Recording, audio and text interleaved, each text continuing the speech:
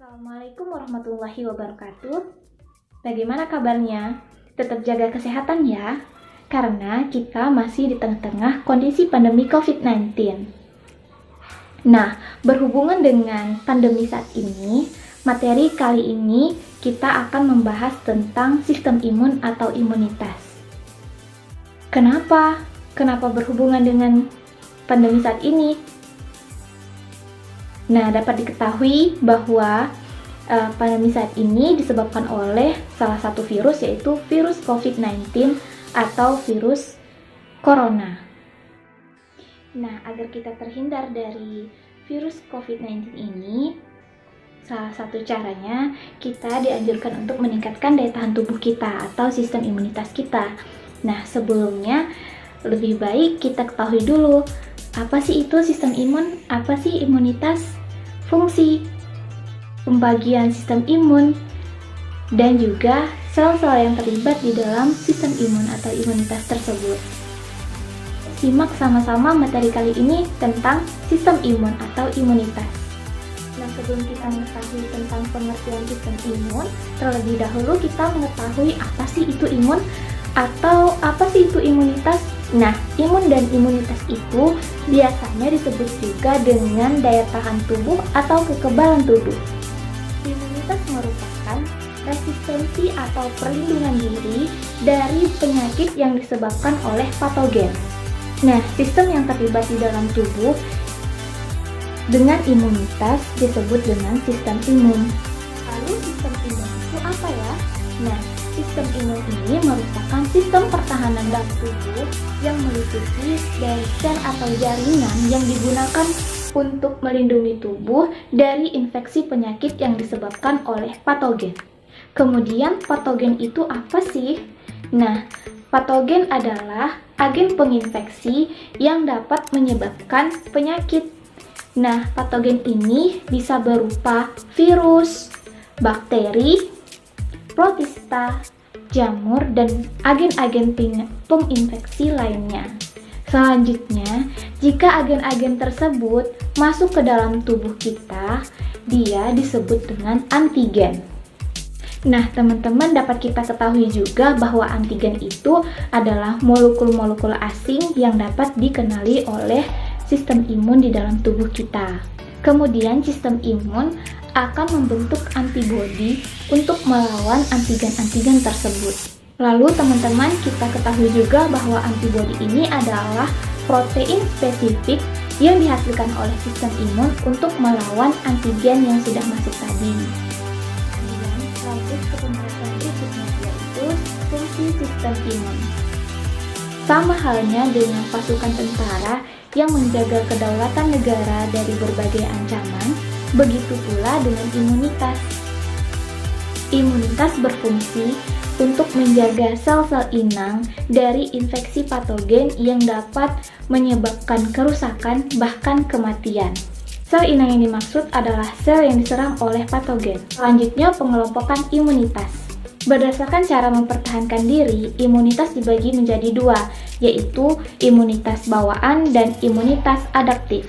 Imunitas bawaan atau innate immunity. Nah, imunitas bawaan ini merespon patogen dengan cepat dan aktif setelah terjadi infeksi yang disebabkan oleh patogen, baik patogen yang pernah ditemui sebelumnya atau patogen yang baru, sehingga disebut juga dengan imunitas non-spesifik. Nah, kenapa disebut dengan non-spesifik? Karena tidak ditunjuk untuk melawan antigen tertentu, tapi dapat langsung memberikan respon terhadap berbagai antigen. Contohnya adalah kulit kita yang melindungi kita dari berbagai macam patogen. Kemudian, imunitas bawaan ini dibagi lagi menjadi dua, yaitu pertahanan penghalang atau eksternal dan juga pertahanan internal. Nah, yang pertama kita bahas dulu pertahanan penghalang ya, atau eksternal. Pertahanan penghalang ini atau pertahanan eksternal merupakan pertahanan pertama atau pertahanan terluar terhadap patogen yang terdiri dari kulit, membran mukosa, dan juga sekresi. Jika patogen berhasil melewati penghalang pertama, maka patogen akan berhadapan dengan penghalang internal atau penghalang kedua ini, yang terdiri dari sel-sel fagositik, protein antimikroba, respon peradangan atau inflamasi, dan sel pembunuh alami. Lalu, apa sih itu acquired immunity atau imunitas adaptif? Imunitas adaptif ini adalah mekanisme pertahanan tubuh berupa perlawanan terhadap antigen tertentu. Nah, karena dia terhadap antigen tertentu, sehingga disebut juga dengan imunitas spesifik. Nah, imunitas adaptif ini dapat mengingat dan mengenali antigen yang pernah menyerang dirinya, sehingga jika ada antigen yang sama untuk menyerang kedua kalinya, maka akan segera dikenali dan dihancurkan dengan cepat. Kemudian, sistem imun adaptif ini dibagi juga menjadi dua, yaitu yang terdiri dari respon humoral dan respon yang diperantarai oleh sel. Respon humoral adalah respon imunitas tubuh yang mensekresikan antibodi, dan dia juga bersirkulasi di dalam darah dan limfe. Kenapa disebut dengan respon humoral? Karena darah dan limfe disebut juga humor tubuh, di mana humor dalam bahasa Latin ini artinya adalah cair. Sedangkan respon yang diperantarai sel merupakan respon imunitas tubuh yang melibatkan sel-sel T sitotoksik yang dapat mengenali dan menghancurkan patogen yang merugikan. Cara sederhana, respon pengenalan antigennya sama dengan respon pengenalan pada respon humoral. Namun yang membedakannya adalah dengan aktifnya sel T sitotoksis yang dapat melawan patogen dengan menghancurkan sel yang terinfeksi oleh patogen tersebut. Nah, dapat kita ketahui sel-sel apa saja sih yang terlibat di dalam sistem imun atau imunitas ini? Nah, adapun sel-sel tersebut yaitu ada sel B, sel T, makrofag, dan juga natural killer cell atau pembunuh alami. Yang pertama yaitu sel B. Sel B merupakan komponen pada imunitas adaptif.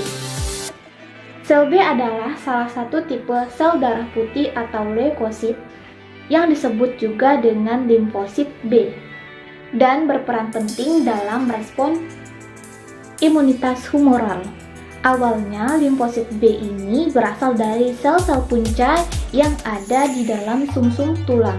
Selanjutnya limfosit berkembang menjadi sel B. Ternyata huruf B ini merupakan singkatan dari Bursa Fabricius, yaitu nama organ unggas di mana tempat pertama kali sel B ini ditemukan. Atau ada juga yang beranggapan bahwa singkatan B ini berasal dari bone marrow atau sumsum tulang tempat sel B ini menjadi dewasa pada sebagian besar vertebrata. Nah, sel B ini juga berperan dalam ingatan kekebalan atau immunological memory yang bertugas mengenali dan mengaktifasi antigen. Antigen tersebut diikat oleh protein reseptor spesifik atau reseptor antigen yang berada di permukaan sel B. Reseptor spesifik ini bisa mengenali dan merespon bagian kecil dari antigen yang bisa disebut epitop. Dan hebatnya tidak hanya satu atau dua epitop yang diikat, karena sel limfosit B ini memiliki sekitar 100.000 reseptor antigen di permukaannya. Setiap reseptor sel B merupakan suatu molekul yang berbentuk huruf Y yang terdiri dari dua rantai berat dan dua rantai ringan yang identik serta ditautkan oleh jembatan disulfida. Wilayah transmembran menambatkan reseptor dalam membran plasma, Sedangkan wilayah ekor yang pendek membentang ke dalam sitoplasma. Rantai ringan dan berat masing-masing memiliki wilayah konstan yang disingkat dengan huruf C dan wilayah variabel yang disingkat dengan huruf V.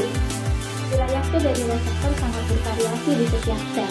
Wilayah ini yang mana bertanggung jawab untuk kespesifikan pengikatan antigen yang berbeda, sehingga membentuk situs pengikatan antigen. Sedangkan wilayah C reseptornya tidak terlalu bervariasi, bahkan ada yang tidak sama sekali bervariasi. Selain sel B, kita ketahui juga ada sel T yang terlibat di dalam sistem imun atau imunitas. Sama halnya dengan sel B, sel T juga disebut dengan limfosit T. Nah, limfosit T ini juga salah satu tipe sel darah putih dan komponen dalam imunitas adaptif. Namun, sel T ini berperan dalam respon imunitas yang diperantarai oleh sel. Nah, sel T ini melawan antigen dengan cara berikatan atau melisiskan sel-sel yang terinfeksi antigen tersebut. Nah, awalnya limfosit T ini yang belum matang juga berasal dari sel-sel punca yang terdapat di dalam sumsum tulang. Kemudian bermigrasi ke timus. Timus merupakan organ yang berada di dalam rongga dada dan terletak di atas jantung. Kemudian limfosit tersebut berkembang menjadi dewasa di timus dan disebut dengan sel T. Nah, huruf T tersebut merupakan singkatan dari timus. Nah, sel T ini memiliki tugas dan mekanisme perlawanan yang sama dengan sel B, yaitu berperan dalam ingatan kekebalan atau immunological memory. Artinya, jika ada antigen yang menyerang kedua kalinya, sel T dapat mengenali dan menginaktivasi antigen tersebut. Nah, selain itu, sel T ini juga dapat berperan untuk membatasi aktivasi limfosit-limfosit yang lain. Nah, secara sederhana contohnya, sel T penolong teraktivasi oleh respons sel tertentu yang menghancurkan patogen. Nah, sel T penolong yang telah aktif dapat mengaktifkan sel B, sehingga sel B dapat menghasilkan molekul antibodi. Kemudian sel T ini juga memiliki reseptor antigen.